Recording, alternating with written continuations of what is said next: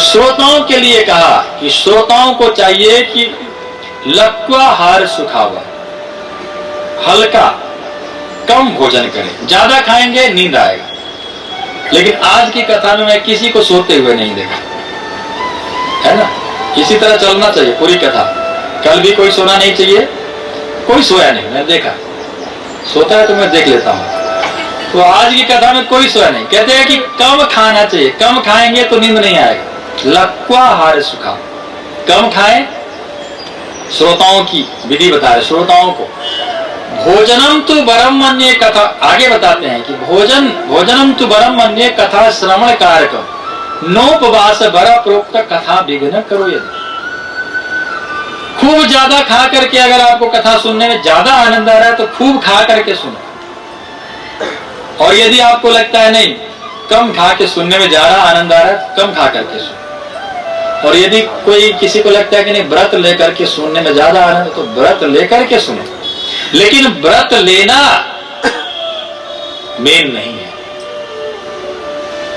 महत्वपूर्ण बात यह नहीं है कि आपको व्रत लेना है।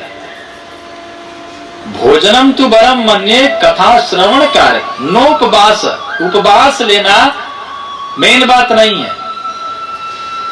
कथा विघ्न करो। यदि कथा में विघ्न आ रहा है, उपवास ले लिया है और बड़े कमजोरी महसूस हो रहा है और नींद आ रहा है, बड़ा परेशान है, अरे है भूख लग रहा है, तो उसको फिर व्रत नहीं लेना चाहिए। बिना व्रत खा पी करके सुनना चाहिए कथा। व्रत कथा सुनने में कैसे आनंद आए, कथा सुनना जरूरी है। ये नहीं कि खाना जरूरी है, नहीं खाना जरूरी है, व्रत लेना ये सब जरूरी नहीं है। मेन चीज ये है कि आपको सुनने में आनंद कब कैसे आ सकता है। यदि आपको कथा सुनने के लिए नीचे बैठ के सुनने में आनंद नहीं आ रहा तो कुर्सी पे, सोफे पे बैठ के, और सोफे पे बैठ करके भी आनंद नहीं आ रहा है, सो करके सुनो, है सो करके, खड़े होकर के खड़े होकर सुनो। जैसे आनंद आए, कथा में आनंद जरूर आना चाहिए। खाली कथा में आनंद आना जरूरी है। ये नहीं है कि आपको ऐसे रहना है, वैसे रहना है, ऐसे करना चाहिए, वैसे कर, ये सब विधि उधि सब पीछे की बात है। पहली बात है कथा में आपकी मन लगना।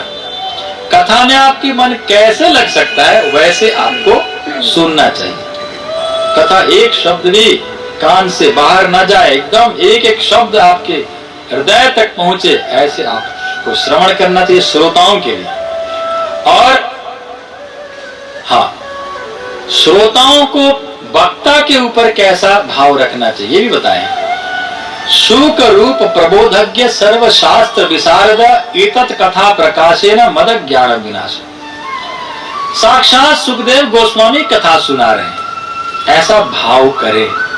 है नहीं सुखदेव गोस्वामी है तो एक पापी है, एक दुष्ट बैठा हुआ है, लेकिन आपकी भावना, श्रोताओं को ऐसा सोचना चाहिए कि साक्षात सुखदेव गोस्वामी है। इस भाव से सुनो। सुख रूप प्रबोधज्ञ सर्वशास्त्र विशारद, सब शास्त्रों में विशारद है। एतत् कथा प्रकाशेन, इनकी कथा को मैं सुन लूंगी या सुन लूंगा तो मद अज्ञानम विनाश, मेरे अज्ञान नष्ट हो जाएगा। इस भाव से कथा सुनेंगे, इस श्रद्धा से सुनेंगे तो आपको कथा की पूरी पूरी फल मिलेगी। यदि आप सुनेंगे कि देखते हैं कि कैसे बोल रहा है, कैसे गा रहा है, इसकी गला में कुछ कमी पड़ रही है, ये संगीतकार नहीं है, ये बढ़िया संगीत गाने वाले नहीं है, यहाँ पर मजा नहीं आ रहा है, ऐसे कमियां ढूंढते हैं तो उसको क्या कहते हैं, सरौता। कसैली काटते, सुपारी काटने वाले सरौता होता है उसको, तो सरौता से मुक्ति नहीं मिलती है। श्रोता होनी चाहिए। दूसरे प्रकार, तीसरे प्रकार के श्रोता होते हैं सोता। सोता फिर भी कुछ मिल जाएगा, कभी आकर के सोता है तो भी थोड़ा कुछ मिल भी जाए, कभी जग जाए तो कुछ मिल भी जाए, लेकिन सरौता को कुछ नहीं मिलने वाला है। आया है काटने के लिए, काटने पीटने के लिए, क्या कर रहा है, कैसे बोल रहा है, क्या बोल रहा है, कैसे कीर्तन कर रहा है, कैसे भजन गा, ये सब इस तरह से नहीं होना चाहिए। श्रोता को ऐसे इस भाव से आना, साक्षात सुखदेव जी कथा सुना रहे हैं, मेरे अज्ञान को नष्ट करने वाले, इस भाव से। और अंत में, कथा के अंत में धूमधाम से कीर्तन होना चाहिए, तो अभी हम लोग कथा के बाद में हम लोग कीर्तन भी करेंगे, अभी आरती होगा, फिर कीर्तन करेंगे। जैसे ये कीर्तन की बात सुने, अंत में खूब कीर्तन होना चाहिए, तो तुरंत प्रहलाद स्थाल धारी तरल गति तया, प्रहलाद महाराज ने अपना करताल बजाने लगे। प्रहलाद स्थाल धारी तरल गति तया चोद्धव कांस्य धारी, उद्धव जी ने अपना कांसा बजाने लगे। और बीणा धारी सुरर्षि, देवर्षि नारद जी ने अपना बीणा बजाने लगे। सुरर्षि स्वर कुशलतया राग करता अर्जुन वो, और स्वर में सबसे बड़े कुशल जो अर्जुन है वो रागों पर आलाप छेड़ने लगे। इंद्रोवादी मृदंगम, इंद्र मृदंग बजाने लगे। इंद्रोवादी मृदंगम जय जय सुकरा कीर्तन ते कुमारा। और सुखदेव गोस्वामी श्लोकों का गायन करने लगे, श्लोकों को अलग अलग रागों में गायन करने लगे। यत्राग्रे भाव भक्ता सरस रचनया व्यास पुत्रो बभूव। और इस तरह से बहुत सुंदर कीर्तन हो गया। अंत में कथा के बाद में बहुत सुंदर कथा हुआ, कीर्तन हुआ। उस कीर्तन में सभी नाच रहे थे।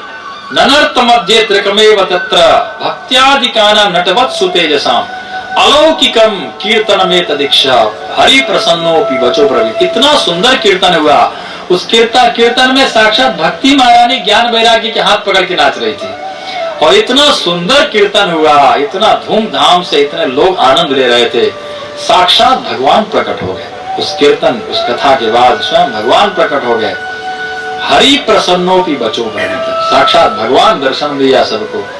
तो इस तरह से कथा का सनकादि ऋषियों के द्वारा जो कथा हम लोगों ने श्रवण किया, ये भागवत महात्म्य था। कल से हम लोग भागवत कथा सुनेंगे।